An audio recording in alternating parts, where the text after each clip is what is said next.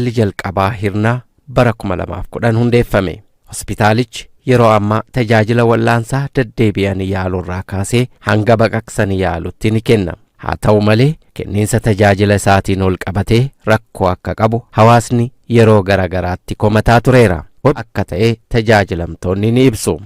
Bakka dhukkubee garaan kiyya hunna dhiisee jiruu takka hin qabu. Akkana hafuurri tokko na deebi'e. Akkana Dr. Mohammad Kayyan aanaa Xuulloo hirna ni jira. Namni isaan itti fayyadaman naan jedhani. Bakka biyyoon takka as jirutti na fidde. Dhufnaan barduuf hin deemaan jeen ilmoollee takkumaan qaba. Uumaa du'aas hin baraaraa naan jedhe. Akkasii gara bisaa kabaju waan hunda naa godhe waan akkana na keessa baasa. Silaa qaataan du'e. Firri kiyya hunda dhufe. Warri inni hojii jiruus bakka akkuma gaariin na laalanii ono birdi libsaas ansoolaas waan hunda naa kanne lubuuti jana bite gaa takkitti sanii wajjin akkaan jiraadhu. Amma 10 mana galee taa'e. Galanni isaa waan dhumuudha. Marra guyyaa furiilaan fayyaa deddeemeetiin dhufee gaciise amma. Galata gaa rabbumarraa eeggatanii. Yeroon buufata fayyaa duubbaa dhaqu dhibee tirfee anjetii jaanii giseenatti himan hospitaala baay'ee nurraa fagoo waan tureef hospitaala hirnaa kana tajaajila kanaan hin argadha jiyee sammuutii keessa waan hin dhufiniif rakkadhe eessa nageessan jiyee achitti hufee ture. Hoggaasuma ambulaansiin ajajanii hoggaasni fidan doktoroonni yeruma gabaabatti waan sun haayizo oofsi jechaatuma yeroon gabaabatti na keessaa baasanii hoggaanii fidanii bakka kana na kaan haasoo eegale jechuudha yeroo muraasa booda wanna san irraa adda ba'e jechuudha. Achiisaan bakka operaashina na godhanii haalaan tajaajila guddaa na kananii hila ammatti bakka sa'aatii na dhukkubetti dhufanii na ga'a. Guyyaa meeqa faadha amma eegasii hojjetame? Guyyaa 4. Amma maal rakkoon jira? Soso'aa jirtaa? Deddeemaa jirta? Nyaata nyaattee? Maqaa har'a ni galtaa? Hin deebitee torbanitti deebitee dhufnee si ilaallashee? Maqaa isaa xiqqaa malee tajaajila bal'aa uummataaf kennaa jira. Ogeessa illee ogeessa gahaa qaba. Hanga sadarkaa ispeeshaalistiitti. Amma yeroo ammaa kanatti ispeeshaalistii lamatu jira. Tokko kan ispeeshaalistii dhufaaf gadhaame isaati kan biraa immoo ispeeshaalistii baqaqsanii yaaluu walii galaati.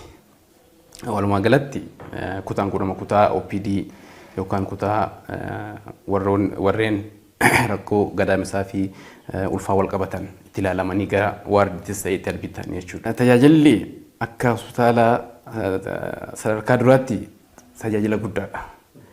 Tajaajila OPD yookaan gara manaa deemanii yaalamurra eegalee hanga ciibsina yaalutti tajaajila operaasyoonidhaan wal qabatee rakkoolee gadaamesaa rakkoolee dhanacha gadaamesaatti wal qabatee rakkoo dhiita garaagaraa bu'insa gadaamesaa kana hunda asitti ilaallee gara waarda erbiiti goonnetti yaala baqaqsanii yaaluulee kennaafirra jechuudha. Dura hospitaala hirnatti tajaajila wallaansaa adda addaa kennaa jirra. Dipaartimentoota baay'een tajaajila wallaansa kutaa ariifachiisaa hin jira. Tajaajila wallaansa kutaa deddeebi'anii yaalamuu hin jiranii. Tajaajila wallaansa ciibsanii yaalamuu hin qabna jechuudha. Tajaajiloota kanneen kana hunda irratti bara kana keessatti bifa duraan irra caalaa fooyyeessinee tajaajila kennaa jira. Keessattuu tajaajila fayyaa hospitaala keenyaa maali jennee takka takkaan xiinxallee adda baasnee rakkoolee adda baasne san irratti hojjechuudhaan kenniinsa tajaajila fayyaa naannoo hospitaala keenyatti kennamu bifa fooyya'aa ta'een raawwannee jira. Komii hawaasaa guddaa kan ture hanqina qorichaa hiikuufis baajata ramaduun qoricha gahaa bituu fi mana qorichaa modeela hawaasaa banuun danda'ameera.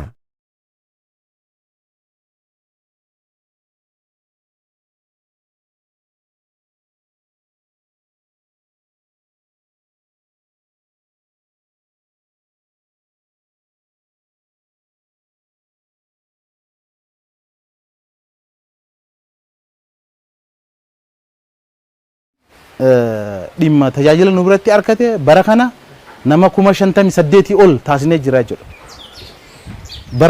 Bara waggaa lameen tana dura nama 13tu waggaa guutuu tajaajila fayyaa asitti argate jechuudha. Yeroo ammaan tara dhuma bara 2015 irratti fayyadamaa 58 oliitu deddeebi'ee hospitaala keenyatti tajaajila argatee jechuudha.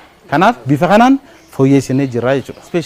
Ispeeshaalistoota nama lama dabalannee jira. Ispeeshaalistii baqaqsanii yaaluu waliigalaa jechuun sarjina nama tokko daballee jira. Akkasumas immoo ispeeshaalistii ulfaa fi gadaameessaa dabalannee tajaajila duraan dalalnu dabalatatti tajaajila babal'isnee dalagaa kan jiru ta'uu isaati. Kanarraa kan ka'e fedhiin hawaasaa keenyaa dabalee jira. Ispeeshaalistoota biraatis nu dabalamuu qabaa jecha hawaasni nu gaafachaa jira. Nulleen akka karoora bara 2016tti ispeeshaalistoota lama dabalachuudhaaf ispeeshaalistii daa'immaniitii fi ispeeshaalistii dhibee keessoo dabalannee bara 2016tti finnee hawaasa kanaaf tajaajila hin kenna jennee karoorfannee isaanillee ogeessa barbaadacha itti deemaa jirra jechuudha. Dhalli jalqabaa hirnaa jiddu galaan aanaalee ollaa xulloo fi bulchiinsa magaalaa hirnaa waan ta'eef tajaajila si'ataa fi hunda galeessa uummata keenyaaf kennuuf dhalattoonni hirnaa fi naannawa ishee taatan hundi keessanuu kanneen biyya keessaa fi biyya alaa jiraattan hundi keessan waan dandeessaniin hospitaala hirnaa bira akka dhaabbattan waamicha isinii dabarsa. Hojii gaggeessaa hospitaala jalqabaa hirnaa Obbo Mahammad Daawit fayyaa tahaa fayyaa argadhaa waan dandeessaniin hospitaala keessan bira dhaabbadhaa.